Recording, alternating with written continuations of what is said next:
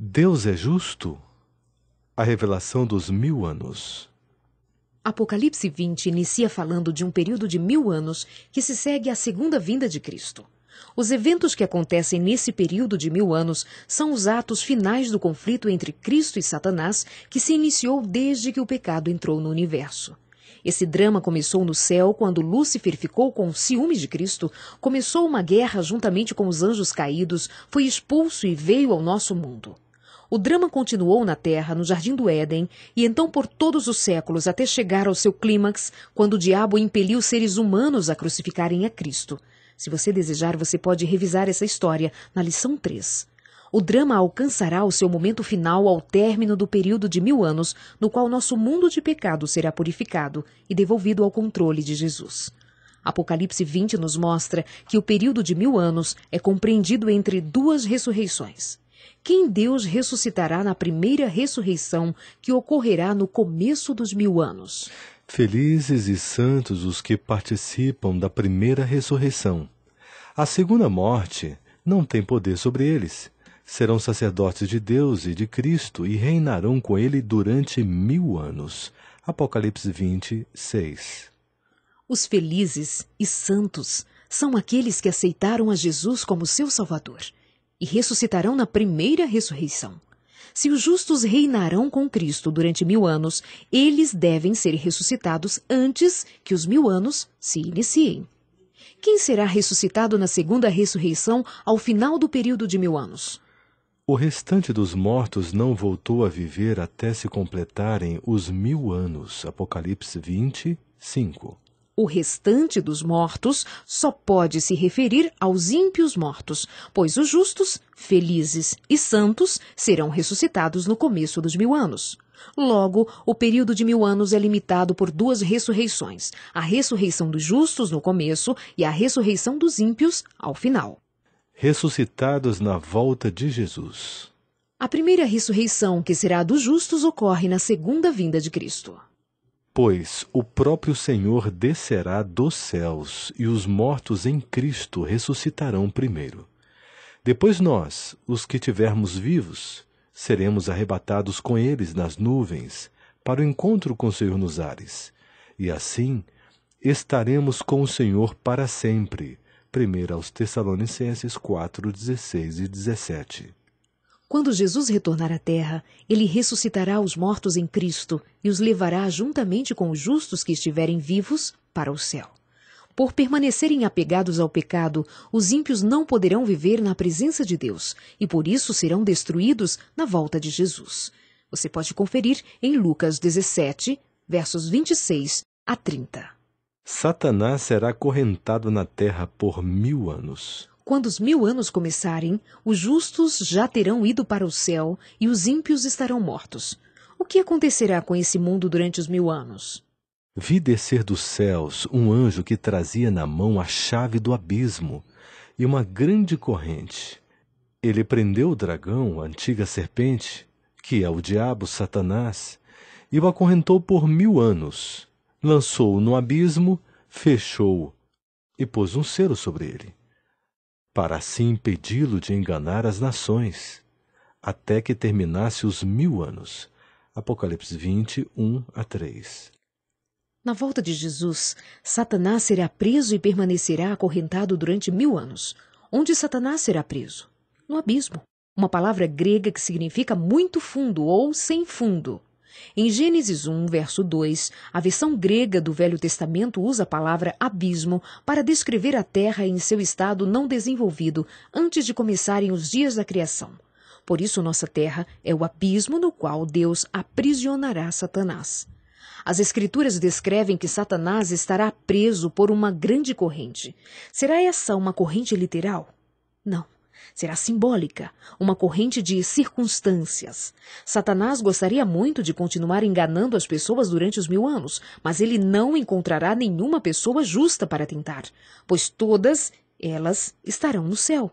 E ele não encontrará nenhum ímpio para liderar, pois todos eles estarão mortos, dormindo no pó da terra. Incapaz de enganar ou tentar alguma pessoa, ele fica isolado no mundo vazio e é obrigado a pensar em todos os sofrimentos e tragédias que ele provocou.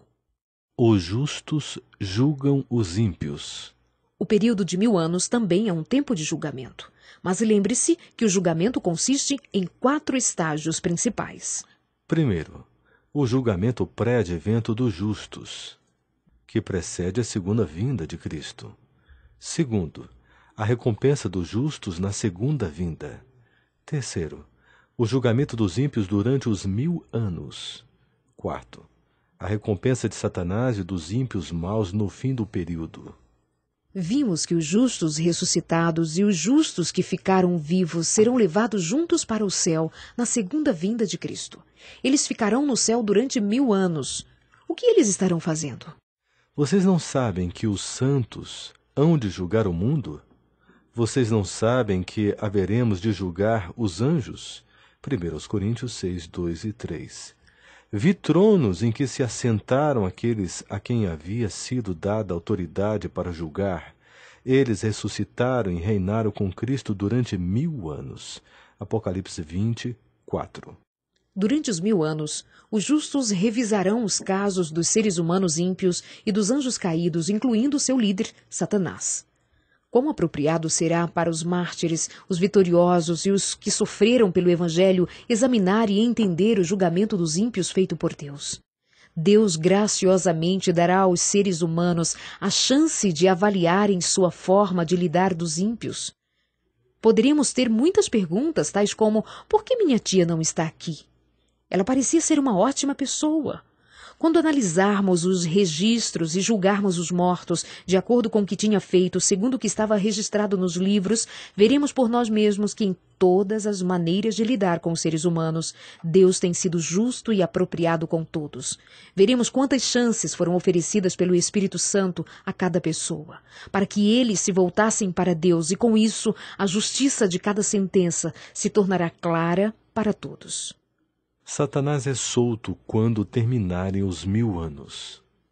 Ao final dos 1000 anos, a Bíblia declara: Vi a cidade santa, Nova Jerusalém, que descia dos céus, da parte de Deus, preparada como uma noiva adornada para o seu marido. Apocalipse 21, 2.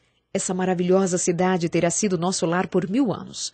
Agora a cidade santa, com Cristo e todos os que foram salvos por ele dentro dela, descem do céu à terra. Quando terminarem os 1000 anos, Satanás será solto da sua prisão e sairá para enganar as nações que estão nos 4 cantos da terra, a fim de reuni-las para a batalha. Seu número é como a areia do mar. As nações marcham por toda a superfície da terra e cercam o acampamento dos santos, a cidade amada. Apocalipse 20, 7 a 9. Os ímpios são ressuscitados ao final dos 1000 anos. Quando os justos descem dos céus na cidade santa e os ímpios são ressuscitados, Satanás será solto por um pouco de tempo. Ele novamente pode dirigir os ímpios e tem como alvo os justos. Sem perder nenhum tempo, ele imediatamente começa a organizar os ímpios num vasto exército. Satanás dá ordem para marcharem contra a cidade. Quando os ímpios tomarem posição ao redor da Nova Jerusalém, eles obtêm um lampejo do horror de estar perdido para sempre. A cena do julgamento final. Aqui, pela primeira vez, toda a raça humana se reúne no mesmo local. Jesus à frente dos filhos de Deus redimidos que estão dentro da cidade. Satanás encabeçando a multidão dos ímpios do lado de fora dos muros. E nesse momento crítico, Deus dirige o último momento do julgamento e os ímpios recebem sua sentença naquele dia. Depois vi um grande trono branco e aquele que nele estava sentado. Vi também os mortos, grandes e pequenos, em pé diante do trono. E os mortos foram julgados de acordo com o que tinham feito, segundo o que estava registrado nos livros. Apocalipse 20, 11 e 12. Enquanto os ímpios se colocam diante do trono de justiça, a sua vida se desenrola diante deles.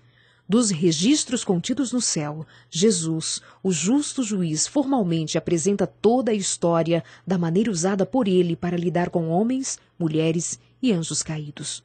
Todo o universo observa com intenso interesse. Em pé diante do trono de Deus, Jesus dá a todos uma visão abrangente do seu trabalho redentor. Ele mostra que veio para buscar e salvar o perdido. Ele entrou em nosso mundo ao se tornar uma carne humana, viveu sem pecado apesar das lutas e tentações, fez o sacrifício final da cruz e serve como nosso sacerdote no céu. Finalmente, quando Cristo, com pesar, der um passo adiante e pronunciar a sentença daqueles que persistiram em rejeitar sua graça, cada ser humano no universo reconhecerá a justiça e a necessidade desse ato final de julgamento divino.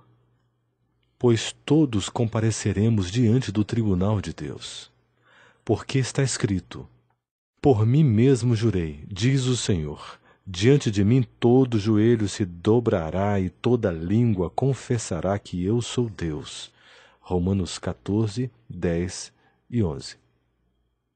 Cristo Jesus foi obediente até a morte, e morte de cruz, para que o nome de Jesus se dobre todo o joelho nos céus, na terra, e toda língua confesse que Jesus Cristo é o Senhor, para a glória de Deus Pai. Filipenses 2, 5 a 11. Desde que apareceu o pecado, o diabo tem estado a desafiar o caráter de Deus, acusando-o de ser injusto. Naquele momento, todas as perguntas terão sido respondidas. Todas as perplexidades terão sido resolvidas. Naquele momento, todo o universo reconhece que Jesus, o Cordeiro de Deus, é digno de nosso amor e adoração. Todo o plano e o propósito de Deus é revelado e o caráter de Deus é vindicado para sempre. Não apenas os salvos, mas também os anjos maus e até mesmo o próprio Satanás confessarão que a maneira de Satanás foi errada e que os caminhos de Deus são justos e verdadeiros. Todos irão ver que o mal e o egoísmo levaram apenas à infelicidade e descontentamento e que não vale a pena continuar com isso. A terra será purificada e renovada. O pecado chega ao seu final. Apesar de Satanás e a vasta multidão de pessoas ímpias admitirem que os caminhos de Deus são justos, seus corações não são transformados. Seu caráter permanece mau. E depois que o julgamento é pronunciado, as nações marcham por toda a superfície da terra e cercaram o acampamento dos santos, a cidade amada. Mas um fogo desceu do céu e as devorou. O diabo que as enganava foi lançado no lago de fogo que arde com enxofre. Então a morte e o Hades foram lançados no lago de fogo. O lago de fogo é a segunda morte. Aquele cujos nomes não foram encontrados no livro da vida foram lançados no lago de fogo. Apocalipse 20, 9 e 15.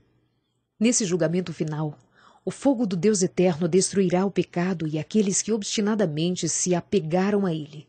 Satanás e todos os perdidos perecerão nessa segunda morte, uma morte eterna da qual não haverá ressurreição. O curso da sua rebelião deixou os ímpios despreparados para a verdadeira felicidade e eles são destruídos com o diabo e seus anjos.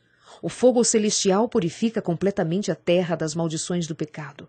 E finalmente Deus tem um universo purificado e que nunca mais será manchado pelo mal. A luta épica entre o bem e o mal, entre Cristo e Satanás, finalmente será terminada e Cristo reinará. As cortinas se fecharão para o antigo drama do pecado e se abrirão para a glória de um novo mundo com possibilidades ilimitadas. A terra será purificada e renovada. Das cinzas desse holocausto final e purificador, Deus criará um novo mundo. Então vi novos céus e nova terra, pois o primeiro céu e a primeira terra tinham passado. Vi a cidade santa, a nova Jerusalém, que descia dos céus, da parte de Deus. Agora o tabernáculo de Deus está com os homens, com os quais ele viverá. Eles serão os seus povos, o próprio Deus estará com eles, e será o seu Deus. Ele enxugará dos seus olhos toda lágrima. Não haverá mais morte, nem tristeza, nem choro, nem dor, pois a antiga ordem já passou. Estou fazendo novas todas as coisas. Apocalipse 21, 1 a 5. Restaurada sua beleza original, a terra se tornará o lar dos redimidos por toda a eternidade. Libertos do egoísmo, da doença e do sofrimento, teremos um universo inteiro para explorar, relacionamentos maravilhosos para desenvolver e uma eternidade para nos sentar aos pés de Jesus e ouvir, e aprender e desenvolver o amor. Aonde você pretende estar naquele dia? Você já decidiu estar com Cristo dentro da cidade e salvo para sempre? Ou você estará do lado de fora da cidade sem Cristo e perdido para sempre? Se você tiver colocado sua vida nas mãos de Jesus, você nunca precisará experimentar o horror indescritível daqueles que estarão do lado de fora da cidade e que perceberão que estarão perdidos para sempre. Não importa como foi sua vida. Se você colocar-se inteiramente nas mãos de Jesus, agora mesmo, você pode estar do lado de dentro da cidade com Cristo e os redimidos também. Se você ainda não fez isso, entregue seu coração a Jesus nesse momento. E Ele rodeará você com seu amor e perdão. Essa é a sua oportunidade. Esse é o melhor momento para aceitar a salvação em Jesus. O momento é agora.